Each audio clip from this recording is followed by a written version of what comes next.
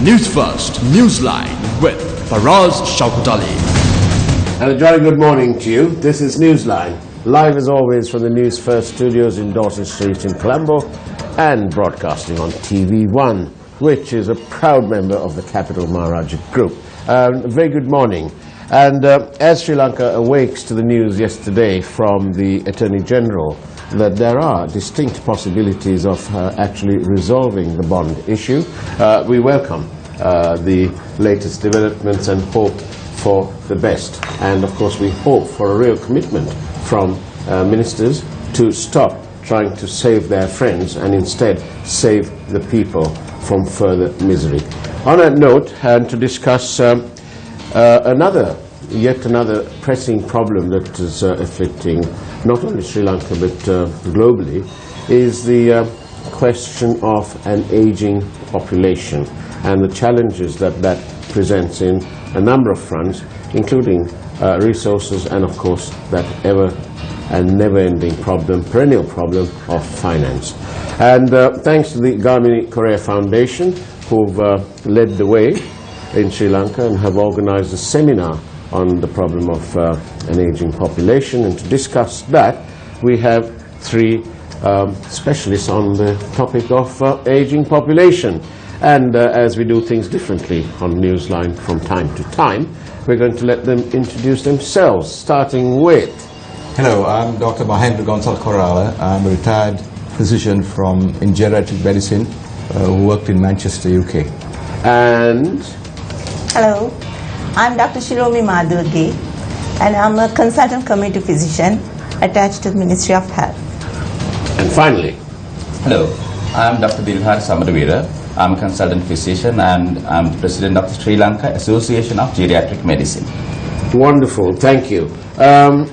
So tell us, perhaps we can start with you, Doctor. What is an aging population? The world population as a whole is increasing, but the most important is the structure within that is changing. The proportion of old people within a population is increasing rapidly, and even more so, the more elderly, the over 80s, are rapidly increasing, and that especially applies to Sri Lanka. So by the year 2040, you can expect 25% of your population of this country to be over 65. I see. And Dr. Shiromi, this presents its own challenges. Yes. Like, what's the most, in your view, the most sort of interesting or the most challenges of, what's the mother of all challenges? Yes, there are a lot of challenges because of this rapidly increasing elderly population. Yeah. And the most important thing is the health challenge what we are facing. Mm-hmm. And apart from that, we have social challenges, economical challenges, and not one or two challenges. There are a lot of cross-cutting, because elderly care we have a lot of cross-cutting areas. Because of that, we have to face a lot of multi-sectoral challenges. And what are these? What do you mean by cross-cutting?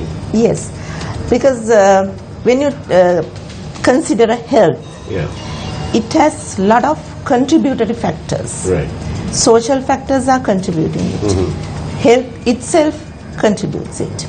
And economical factors are contributing. And even some cultural factors are also contributing. Mm-hmm. So that's why we call it, it has a lot of cross-cutting areas. Mm-hmm. Mm-hmm. So when it comes to health challenges, now we are facing a lot of non-communicable diseases rising up among this elderly population. So what are the non-communicable diseases? As an example, heart diseases, high cholesterol levels. That means a disease which is not going one person to another person. Right. Not like fever, chicken pox, not like those things. Right, okay. Yeah. So diabetes, is that yes, that's yes, the problem, is it? Yes. Right. And how do we begin to address this issue, Dr. Dilhar? Yes. From a physician's perspective, what we need to concentrate is on prevention as well as curative sector. Now, when we consider the elderly, it is important to identify them as people with complex needs. Therefore, we need to have a person-centered approach rather than a disease-centered approach. Therefore, the care that we deliver has to be different because they have specific problems related to the elderly. Just like the pediatric population, we have a geriatric population who have different needs. Therefore, we need to be thinking about multidisciplinary management. Now, that is an aspect that the Health Ministry is aware of. And we are trying to increase the cadre of this multidisciplinary. When we speak of multidisciplinary, people would not know what What does that mean? Yeah, because as Dr. Shirome explained, a person will have different problems, physical problems, social problems, psychological problems. Therefore, we need to have a holistic approach where we address all these aspects.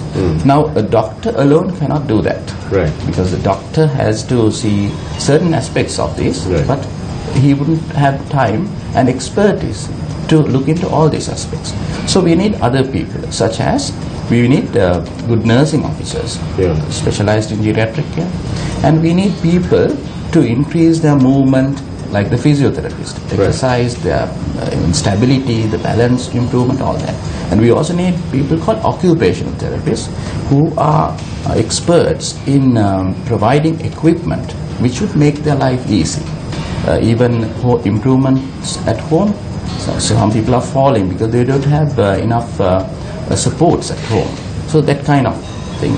And also we need other very important, as we mentioned about the cost-cutting areas, social. So we need social officers to take it forward, to arrange the finances, to improve the home situations of these elderly. So there's many different aspects. Different aspects, yes. And seeing that you're from the sort of attached also to the ministry, how are we doing in terms of money? Do you have enough money for this? Actually, it sounds very expensive to me. Yes. And demand is so high because of the we have the rapidly increasing elderly population. And I'm happy to say that compared to earlier days, now the amount that we are receiving is increased. But still we need more because we have to look after in different aspects. Especially when it comes to the community, we have to have elderly care promotion as well as the disease prevention. So for those things, we need some funding. And as well as the curative sector, we need to have proper qualitative services for them. For that, we need to have funding. So I'm happy to say that again, that we have receiving some increased amount, but still from the government sector, but still we need more. And then what are your sources of funding? And is it exclusively the ministry? No, we get some funds, little amount of funding from the other donor agencies as well as some NGOs as well. I see. Yes. And so they're funding overall within your within the sort of plan that you all have? Yes, yes. Are they trying to impose any of their terms and conditions? No, actually, as the focal ministry, we have the authority for the health aspects, as well as when it comes to the elderly care, Ministry of Social Services, they have the elderly secretariat at the focal point there, and they look after the social aspects of this elderly care. So they also have the same funding mechanism. Are you able to say at the top of your head is there any one particular country that is doing more in terms of funding, or is it sort of spread out equally? It's spread out thing. Right. So there's no one sort of dominant place. And Doctor, what do you hope to achieve? What do you need? Is there not enough implementation, or do we need an increased implementation of these plans?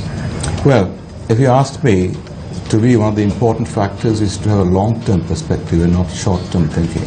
So if you dump a lot of money, for example, in saving people who are at extreme age of terminal illness without letting them go with dignity to keep them in machines and keep them alive.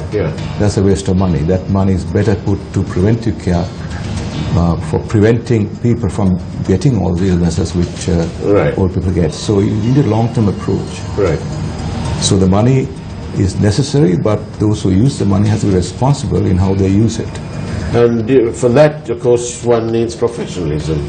You need professionalism. Commitment. Absolutely, absolutely. And to say that there's not enough money is something that all over the world people say. So that's a given. Yeah. So when you say not enough money, it's not a good excuse. What you say is, look, we need a certain amount of money, a base amount without which we can't function. But it's up to us, the health professionals and the social care professionals, to make best use of it for the majority of people in the country, not just for a few.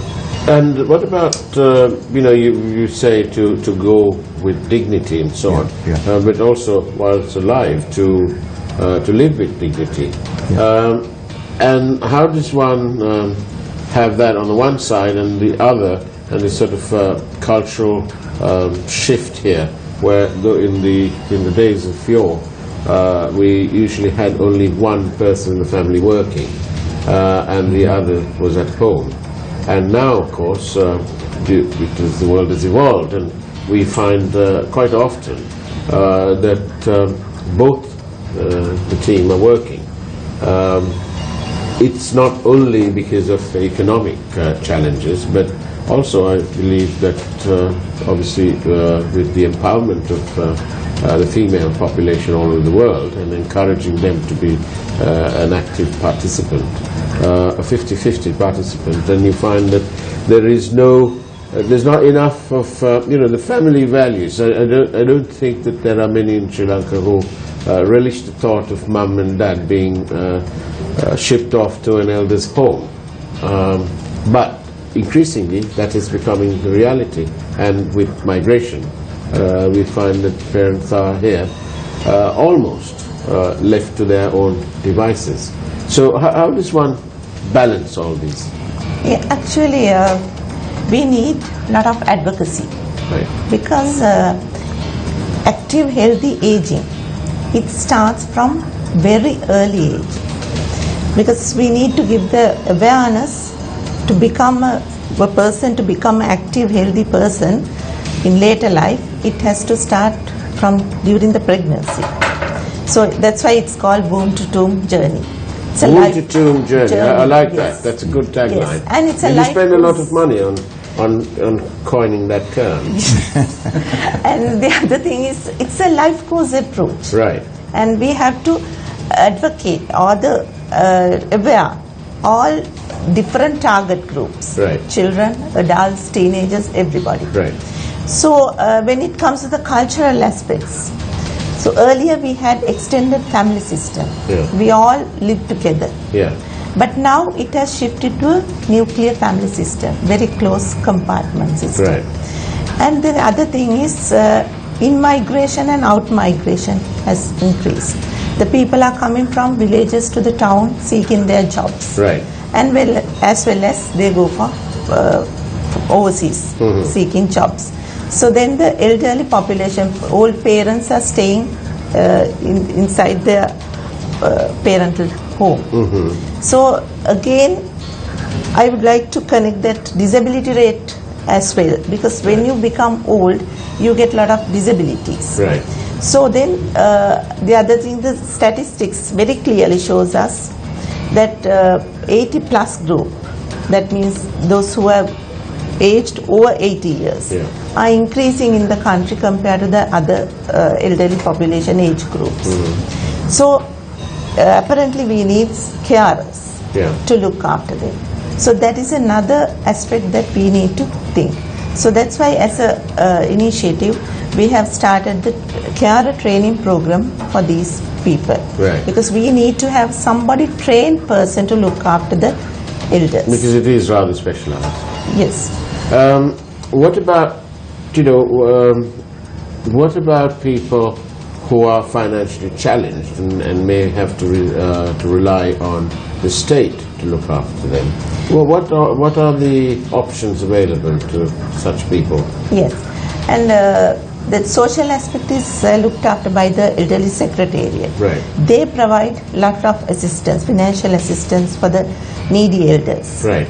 And apart from that, I would like to pass this message through your channel, because actually everybody is with you at the moment, so I would like Well, to... with the People's Channel, thank Yes. you. Yeah. And I think we shouldn't depend on somebody. Yes. From early ages, we have to think of our good old days that Right. which is coming in the future. Yeah. So we have to be, that in a productive way, Yeah. we should think how are we going to face our challenges in the future. Yeah. So early ages, we should have our planning or the management early ages. So that's another message that we should give to our community Right. without depending on somebody. I see. Yeah. And what about, but how much of this, or your plans and this awareness programs, how much of reliance do you have on the social media? Yes, actually social media has big role to play. And also I'm happy to say that compared to early days, they are very closely linked with us. Right. And especially the private sector as well. So because the state sector alone can't do this. No. We need to have a lot of multi-sectoral support, multidisciplinary, multi-sectoral support. So in that case, social media provides a lot of positive. You know, on our Gum at the movement, when we visited all sorts of places all around Sri Lanka, I remember one particular family that we went to somewhere off Ampare, and the couple were very old, in their late 80s, and they were really incapable of looking after themselves, and so they had their youngest daughter stay with them. But you know, so her life's on hold. But the problem there, of course, was that the couple were dependent on the daughter not only to look after them but also to earn the money. And you know, she'd go off to work in very challenging circumstances. She had to probably walk to town to work in the hospital, and you know, she'd only go there and find out if she had work. But she'd earn around 10,000 rupees a month. Now she had to then rush back home and take care of the needs of her parents. It sounded and it seemed very, very challenging, and this is not just one unit. There are several others whom people seem to have forgotten about, and it's almost as though if you don't look at it and don't talk about it, it's not there, but it is there. What can you do? What can we do about this? I think the same answer I have to give it here. Right. So there are a lot of cases that we see every day in our society. But the thing is, the one sector, either government sector or the private sector, they can't do all the things, I mean that perfectly. But things are happening. But we need to do something more for those people. Right. And at the same time, the other, the service receiver part, also they need to advocate, I mean that aware for those challenges from early ages. Yes. And what do you say? Well, I think if you look at an old person who's living on her own or his own, there are many things that he or she would have been responsible at an early age. That's a different matter. But there are people who reach that stage when they're dependent, and they have to be, would like to be at home. And I think it's very unfair for them to be asked to rely totally on informal care. The prospect of daughters giving up their jobs, breaking up their families for doing that. So I think it's very important to make sure that they get income support. If they achieve the role of a carer, if they wanted to take the role of a carer, like in the UK, they would get income support. So if a daughter gives up a job, she's entitled to income support to support the parents. So there needs to be a recognition that if you want to keep people at home, then there has to be some way of compensating children or others who take on that responsibility at a great cost to themselves. Yeah. You mustn't rely entirely on their conscience. You must say, look, this person is doing a great job. It's actually saving the state a lot of money. Well, you know, if Mr. Ravi Karunanaka, who is the one-third Minister of Finance, is watching this program, he'll be holding his head and saying, oh no, more costs. What can he do? Can he give tax breaks to those people who are providing informal care? Well, I'm not qualified to speak on that, but I would suggest that this is what I have mentioned by a long-term policy. But we have that in the UK. By giving tax breaks or whatever you give them, the state is actually saving money because you stop unnecessary hospital admissions, you stop admitting them to care homes. Where if you keep them at home with some support given to the family to maintain the person at home, in the long term you make savings. It's not. But this is almost out of the box thinking. How out of the box should we be in Sri Lanka? Because at the same time, I think we should learn from the mistakes that the developed countries have done. Right. Now, we've had many dialogues with consultant geriatricians in UK, in Australia. And something that happens in those countries is that sometimes, and not sometimes, very often, the children give up on their elderly. And their fathers and mothers who are old, they tend to give up because they have an opinion that the state would look after them. But we have a very rich culture, and we do not want to enforce foreign systems directly into our country. So we are thinking of a system which will stabilize the family and also enlighten the fact that we have a rich culture and the children love to look after their parents, enforce that, reinforce that value. At the same time, the country should be, the government should be looking at a social security system which is not in place at the moment to look after the elderly, to finance the elderly when they cannot finance themselves. And also, as you mentioned, incentives to the informal caregivers is something that we could do. And now we are speaking of an era where we would be seeing a 90-year-old person being looked after by a 70-year-old person. Right. So that kind of complexities are going to be the future. In that kind of a situation, yes, we need to look after the 70-year-old person as well as the 90-year-old person. But the 70-year-old person may be fit enough to look after the 90-year-old person. So that person may not be working, and we could be giving some incentives. So it's going to be more complicated than it looks now, because we are going to face a future where a lot of elderly people are going to be. So that's one aspect that we need to be looking at. Sorry, I have to come in here because I can't let that pass. It's a popular misconception that the people in England certainly don't care for their parents. That's absolutely not true. I have worked there for 30 years. The children, without the children's support, I would not have been able to discharge many of my patients. But and the culture of caring for our patients is very strong there. But there are exceptions, like everywhere. Some children don't care, but without the informal support of.